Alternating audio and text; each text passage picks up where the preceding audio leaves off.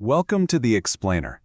What if I told you that every number has a secret code buried deep inside it, a kind of hidden DNA?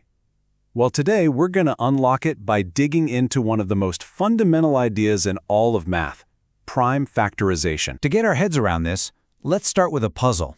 A really old one, in fact, over 20,000 years old. Check this out. This is the Ishango bone. For decades, archaeologists have been scratching their heads over the strange carvings on it. It seems to suggest that long before written history, people already knew that certain numbers were different, special. If you look at one of the columns of notches, you see a group of 11, and that's followed by a group of 13, Then 17. and finally, a group of 19. So why these specific numbers? I mean, of all the numbers to choose from, why them? Well, it turns out they aren't random at all. They are all prime numbers, and understanding what makes them special is the key to understanding how our entire number system is built. Okay, let's crack this thing open. We're going to solve the mystery of the Ishango bone by meeting the atoms of the number world. Think about it like this. In mathematics, every single whole number bigger than 1 falls into one of two camps. It's either prime or it's composite. Prime numbers, like 2, 3, 5, 7, they're like the atoms of the number world. They're fundamental. You can only divide them by 1 and themselves. Then you have composite numbers, like 4, 6, or 9. They're like molecules. They're built by multiplying those prime atoms together. Now, I know what you're probably thinking. What about the number 1? Well, 1 is the exception to the rule. It's kind of the lone wolf of the number world. Since its only divisor is itself, it doesn't really fit in either category. It's truly in a class of its own. And this whole idea of breaking numbers down leads us right to the main event, prime factorization. Seriously, think of it as if we're mapping a number's unique genetic code. It's the process of finding that one-of-a-kind set of prime atoms that makes up any composite number. Okay, so how do we actually do this? How do you read a number's DNA? Let's walk through it. The go-to tool here is something called a factor tree, and it's actually pretty simple. Let's try to decode the number 24. First, we just split it into any two factors. Let's say 2 and 12. Now, 2 is a prime number, right? So that branch of our tree is done. But 12 is composite, so we can keep going. Let's split that into 2 and 6. Again, that 2 is prime, so we stop there. All that's left is 6, which, breaks down into 2 more primes, 2 and 3. And look at that. All the ends of our branches are now prime numbers. And here is the really cool part. It doesn't matter how you start. You could have used 3 times 8 or 4 times 6. You will always end up with the exact same list of prime factors. The unique, unchangeable DNA of 24 is 3 2s and 1 3. That's its mathematical fingerprint. So now that we know how to decode a number, you might be asking, okay, but what's the point? Well, this isn't just some abstract math trick. It's an incredibly powerful tool for solving real-world problems. Let's start with the art of fair sharing. Picture this. You're organizing disaster relief. You've got 96 boxes of ramen, 120 water bottles, and 72 medical kits. Your job is to create as many identical aid packages as you can, with absolutely nothing left over. To pull this off, you need to find the biggest possible number that divides evenly into 96, 120, and 72.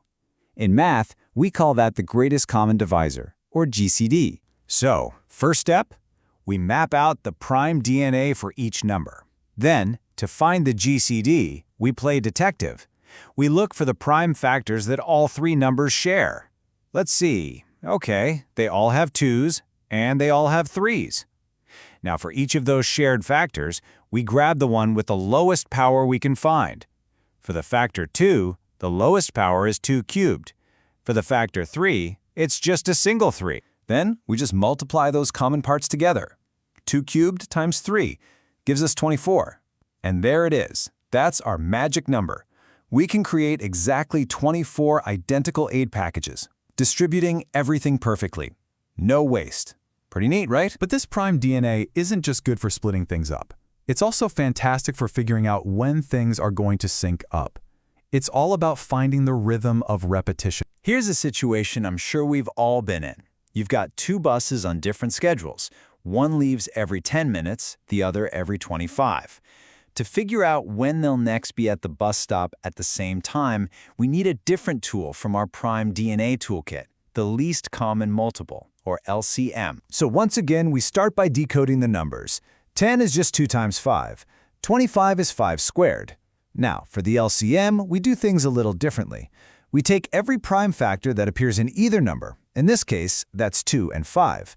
But this time, we use the highest power we see for each one. So the highest power of 2 is just 2, and the highest power of 5 is 5 squared. Multiply those together, and you get 50.